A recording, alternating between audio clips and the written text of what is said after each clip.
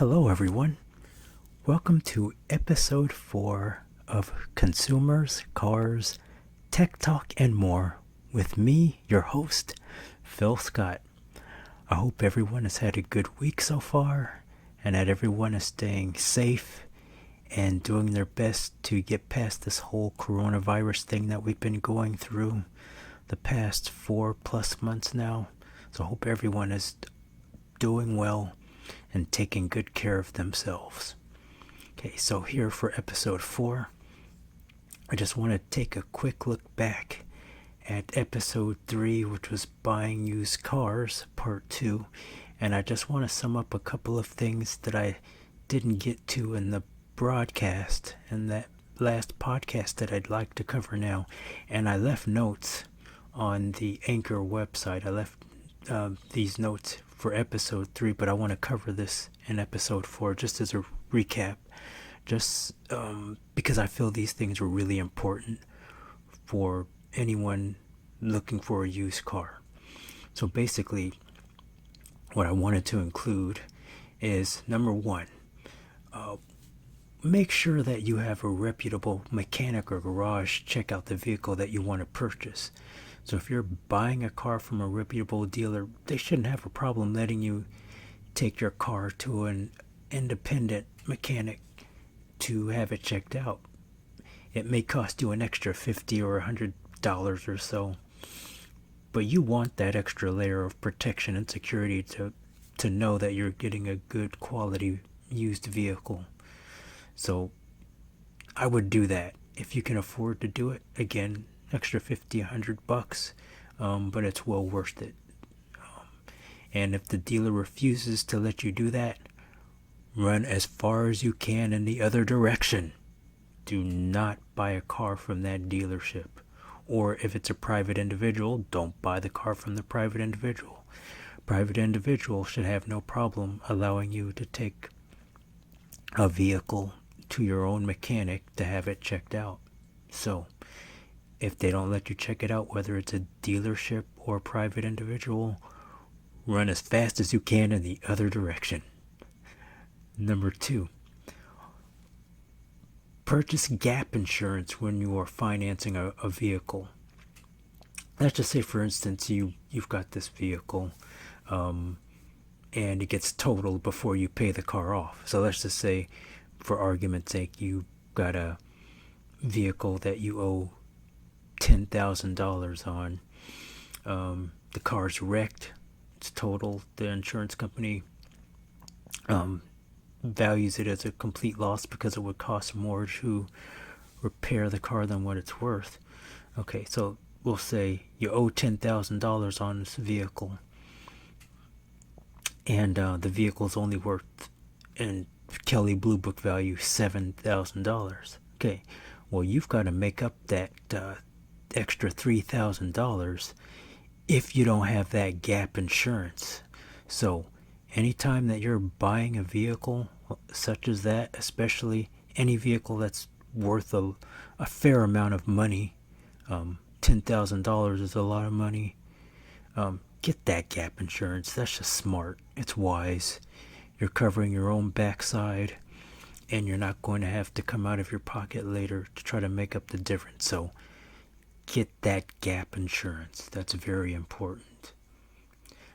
So that's basically how I wanted to sum up episode 3 with those 2 little tidbits that I didn't get to mention at the end of that last episode. So please take those steps.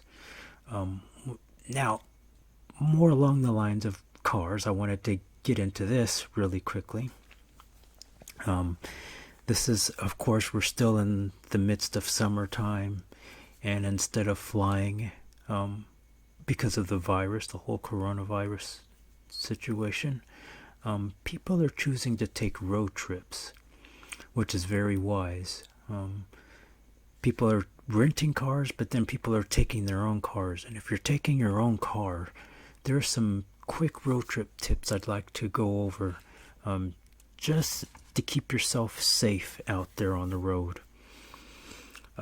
Number 1, you want to have a complete basic vehicle check done on your car, whether it's a car, truck, SUV, no matter what it is you're driving. You want to have a basic complete vehicle check. Those can run anywhere from $10 to $100. Depends on what garage or shop you go to. But I've seen them as low as $10. So, again, if you're having other work done, they'll usually charge you a little less for that. So make sure that you're getting a basic complete vehicle check. What does that entail? You want to have your coolant checked. You want to have your tires and air pressure checked. If your tires are worn badly or not in the greatest shape, that could cause a huge disaster out there on the road, especially if you're driving out in the desert and your tires blow. That could lead to an accident, or you're stranded out in the middle of nowhere. And one thing with these newer cars, a lot of these cars don't even have spares in them. So when you're buying a car, I would make sure that it had a spare. But like I said, there are new cars and newer used cars that don't have spares. So you want to make sure that car has a spare. At any rate, make sure you're getting your tires checked, because you don't want to get out there on bad tires and have a blowout. Have the tires checked, the tread, make sure they're good. If not, replace them.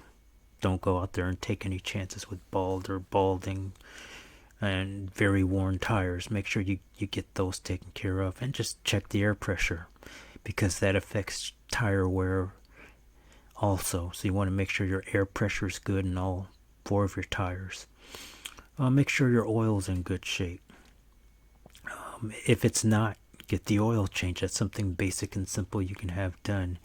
Keep that engine lubricated and in good shape. Check your wiper blades, make sure they're in good shape. Check your wiper fluids. You want to make sure that they're not too low. You want to make sure your wiper fluids are full and right there where they need to be. Sometimes I like to carry extra wiper fluid, but if you don't want to carry all that extra weight in your car, just make sure that the wiper fluids are checked. And if you're out on your road trip and you're at a gas station or a shop or something, if you have to make a pit stop, even at a Walmart or anywhere like that, and you think you need extra wiper fluid, buy it. You can get it as cheap as $1, $2. Fill it back up and be on your way. Another important thing, make sure your battery in your car is in great shape. Have that battery charge level checked before you get out on the road. I'm going to share a little story with you. This was a while back. I had a pickup truck that I drove from here to Flagstaff, Arizona. Now at the time, I had no air conditioning in this truck. It didn't come with air conditioning. I made sure from every vehicle on that whatever vehicle I had air conditioning, because it was hot. It was miserable driving through 110-degree heat in the Arizona desert with no air. That was horrible, but I digress. The point of the whole thing is, with the battery, is I made the trip all the way from Southern California up to Flagstaff, and then I came back. The day after I came back, the battery just it exploded. It blew up. Didn't work anymore. So had I been out on that road trip and that battery would have been gone, I would have been in trouble, because I could have been out in the middle of the desert with the bad battery and nowhere to go, and no cell phone, because I didn't have a cell phone back then. But you get the picture. That could have been a horrible situation. And during that trip, like I said, there's lots of deserted highways out there. So make sure you check your battery charge level. That's something simple that you can do. Also, if you have roadside assistance like AAA or something like that, that's awesome, because that will add an extra layer of protection. If not, make sure all those other things are taken care of. Another couple of simple things that you can do. take a little spare air pump with you. So if you have a flat tire or something and you need to get air in it just to get to where you're going so it can be repaired, if it's not too bad, you can have that air pump that can inflate your tires and get you going again, hopefully to a garage to get the flat taken care of, or whatever's causing the flat. If it's not too terrible, then you can get the tire inflated. Take a flashlight with you. Most basic thing you can take. Make sure you've got a flashlight. Make sure you've got paper towels, water. You can take some bottles or a jug of water with you, because you never know when you might need those things. Take a blanket. Never know if you might need to get on the ground underneath the car and take a look to see what's going on. You don't want to get your clothes dirty. Take a blanket. Doesn't have to be a big blanket or a great blanket, just an old blanket or big towel, even a big bleach towel. Not bleach towel, beach towel, I'm sorry.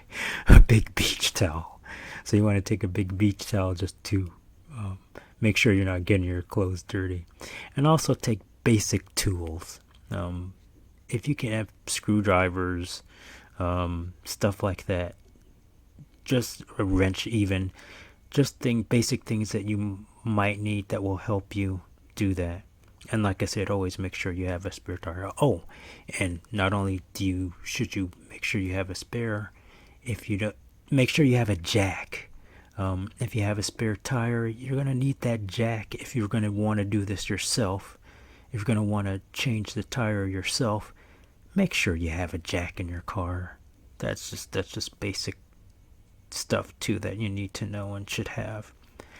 So with that, I will end my quick road trip tips, my summer road trip tips. So please keep all that in mind. Keep yourself and your family, if you're going with the family or you're going with friends or loved ones, be safe and stay safe out there during these hot summer months. Or even if you're out during the winter, if it's cold out there, you want to be safe. Okay, so those are my quick road trip tips. Okay, now the next part of our show, we're going to do a little tech talk. And I recently had the opportunity to test two digital cameras. Now these are kind of classic cameras. They're still being sold today. One of them being the Canon SX530 IS. Now there's a model that has replaced it. It's called the Canon SX540. It's a little newer. But you can still find the SX530 sold online in stores and even in local stores. So sometimes you'll see it. I saw one the other day, and I bought one for myself pretty recently, within the last month or so. And I'm going to pit the Canon SX530 against the Sony DSC-H300. And that is also an older digital camera, but it's still sold in stores. And it was an interesting test. I'm going to go over the pros and cons of each camera and which one I feel is the best. Okay, so let's talk about the Sony first. The pros for the Sony. It's got an awesome panorama mode. I tried that mode out yesterday on the Sony. I was at a place called Lake Murray, and I tried out that mode. I scanned from right to left as the camera instructed me to do. I did about 4 or 5 different panorama shots, and they all turned out beautifully. That camera has an awesome panorama mode. It's also a 20.4 megapixel camera. The more megapixels you have, generally the better picture you should have. It doesn't always work out that way, but the more megapixels a camera has, the better resolution your photos will have. But again, that's not necessarily always true, but the more megapixels generally the better. But as you'll find with this test, things kind of even out when you have the Sony going up against the Canon. Another pro for the Sony, it had optical image stabilization. So if you're shaking at all and you don't have that, then your pictures are going to turn out blurry. So you want to make sure your camera has the optical image stabilization so you can get good shots. Another thing that I liked about the Sony is that it takes AA batteries. Now, a lot of people don't like having AA batteries, but I had an old Canon camera that just died within the last year or so. It was the SX10IS. That was an awesome camera. Lasted me a long time. For the time, it had a long zoom. I think it was like a 25 times zoom. But now this 530 that I tested, 50 times zoom. And there's cameras that have even stronger zooms than that. But I love the fact that the Sony had AA batteries, because if you ran out of batteries, bam, you could just buy some batteries or take extra batteries with you. Just throw them in the camera and just start taking your pictures.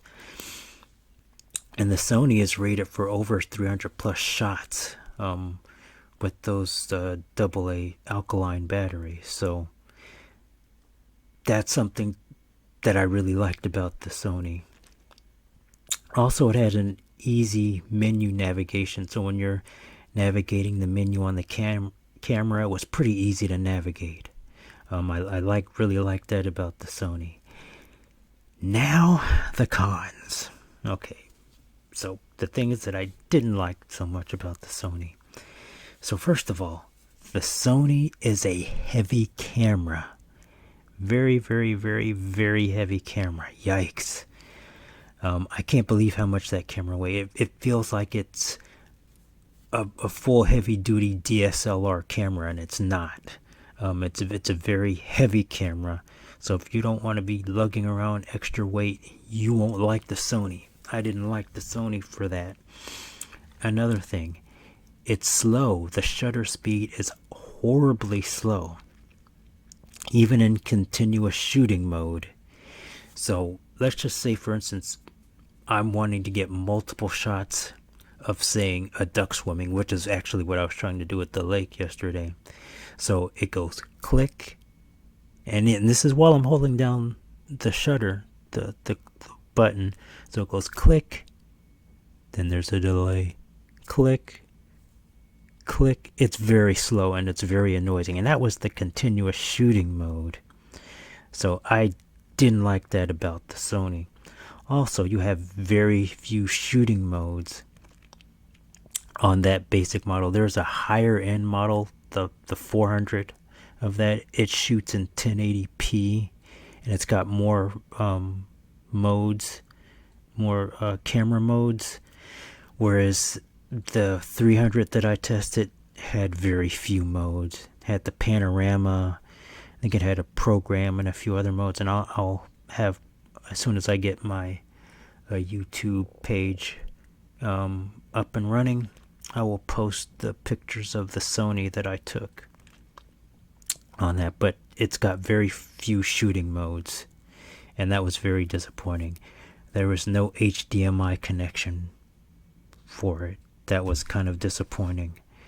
Also, the camera has very few focus points, so it really struggled to focus in some points. And I noticed the fair number of pictures that I took yesterday were blurry because the camera had a difficult time trying to focus. It's slow, and it has a hard time trying to focus on top of that. So a lot of cons to the Sony.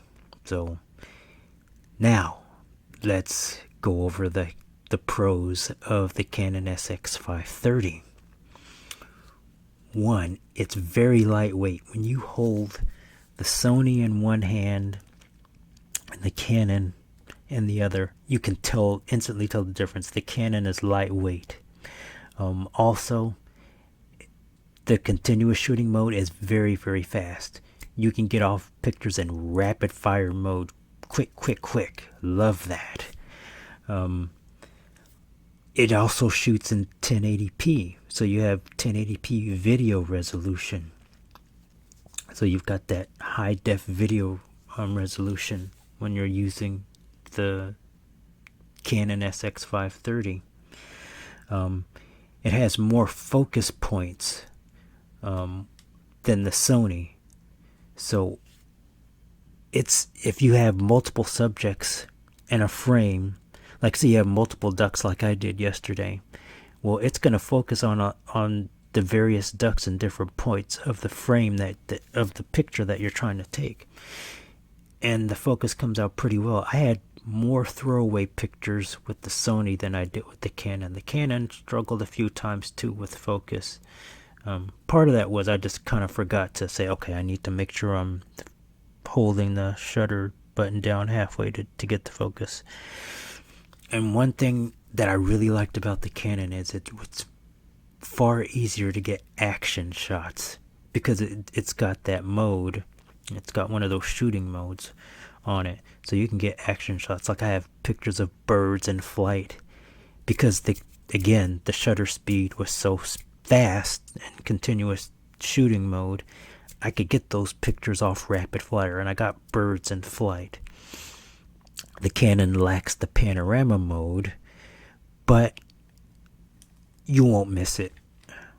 And there are also software programs that can do that. So you can live without the panorama. It's a cool feature they have. I love that the Sony has it, but you won't miss it that much. Because people don't use panorama a whole lot, but it is a cool feature to have, and I kind of wish the Canon had it, but I could live without it. The Canon also has NFC and Wi-Fi capability. The Sony does not have either of those. Also, the Canon has an easy to navigate menu. I love that about the Canon. Like I said, I had a Canon SX10 for many years, and so going from that Canon to this Canon was simple. And I liked that it was easy to navigate and set up the camera and do different things with the camera. So I love that. And to Sony's credit, it had a pretty decent menu too. But the Canon's was also awesome. Like I said, the con, I'll get into that quickly. The con for the Canon, and there's two that I thought of note, was one, the no panorama mode. It would have been nice to have a panorama mode. Also, the Canon takes rechargeable batteries. Now, depending on your point of view, that could be a con or it could be a pro. With rechargeable batteries, you've got to make sure you have enough, just like you would with a camera that just took AA batteries. And the good thing about the rechargeable batteries are you can recharge them and use them again. Now, you don't generally get as many shots with the rechargeable battery that you do with the alkaline batteries that you would use in the Sony, but that's okay. You just need to make sure that you have enough batteries, and you can get aftermarket batteries for the Canon, and you'll be okay, relatively inexpensively, anywhere from $7 and up. If you got just a standard Canon battery, it could cost you $40 or more. So you can get aftermarket batteries that work nicely and save yourself a lot of money, and you can buy multiple batteries too. So those are basically my cons with the Canon. Also, one big con, or two cons actually for me, for both the Sony and the Canon, is that neither one had hot shoes or viewfinders. To me, those are important features to have. So you want to have a viewfinder and you want to have hot shoes if you wanted to put an extra flash on, but those are lower end cameras that don't have those features, so it is what it is. So which camera do I prefer? Well, if you've been listening long enough, you know that in this test, it is the Canon SX530. And if you get the newer model, the SX540, you can't go wrong with that one either. The Canon wins the comparison test. Excellent camera, good starter, good point and shoot cameras. With the point and shoot camera, you want to be able to take the camera out, point and shoot. That's what they're for. So my choice for this classic camera test, the Canon SX530. Love that camera. It's a good camera. And I've got one, and I plan on using it. That 50 times zoom, you're not going to get that with the cell phone camera. So that's the advantage of having a point and shoot camera with the super zoom. So if you need a lower cost super zoom, there are a lot of great choices out there. But for this test, my choice is the Canon SX530. Sorry, Sony, but the Canon wins this test hands down. So with that, that's the end of episode 4 of Consumers, Cars, Tech Talk, and More with me, your host, Phil Scott. I hope you all have an awesome week. Take care of yourselves, everybody, and I'll talk to you next time. Bye-bye.